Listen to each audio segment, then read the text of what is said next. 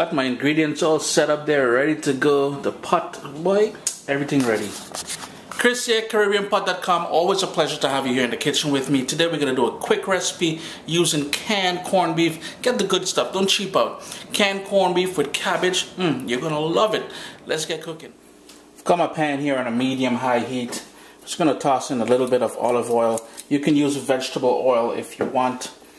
And what I'm going to do is add in half of a sliced up onion, as well as 2 cloves of garlic.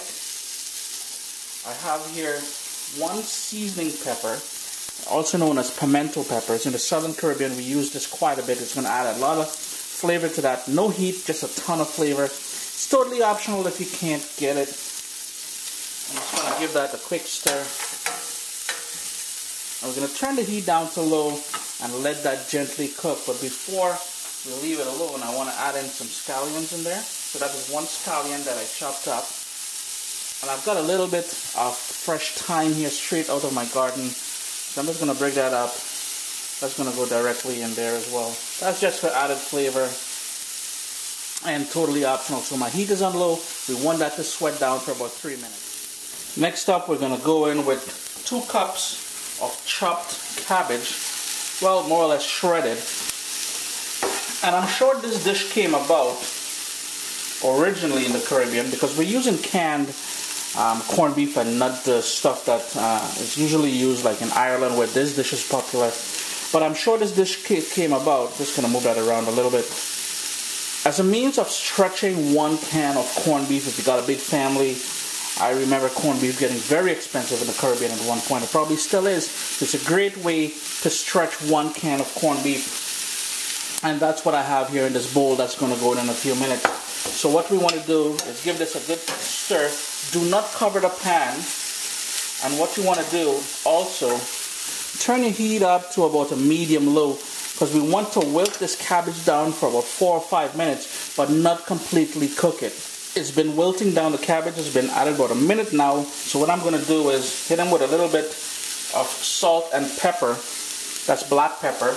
Don't go too heavy with the salt because corned beef in the can tends to be packed with a lot of sodium in there. So you want to kind of cut back a little bit on that.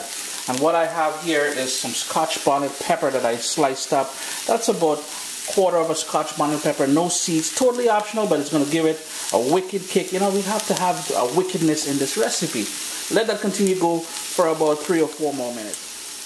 I like the cabbage with just a slight crunch to it. This is why I don't like overcooking it at this point. So up next, we're going to add in that corned beef.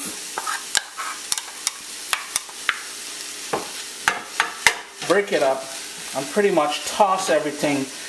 And here all we're doing pretty much now is heating that corned beef through, just to heat everything up, to make everything get incorporated, married and nice, you know. Good relationship here. Mix it up, let it go for about 4 more minutes. So there you go, guys. I just turned the stove off. My cabbage has a little crunch to it. It is smelling delicious. Chris here, CaribbeanPot.com. Always a pleasure to have you here in the kitchen with me. 10 minutes, that's all we took here. A beautiful dish, rice, roti, ground provisions, sandwiches. Boy, you can't go wrong. Chris here, CaribbeanPot.com. Remember to subscribe to the channel and check us more often. I mean, we're always adding new recipes, people.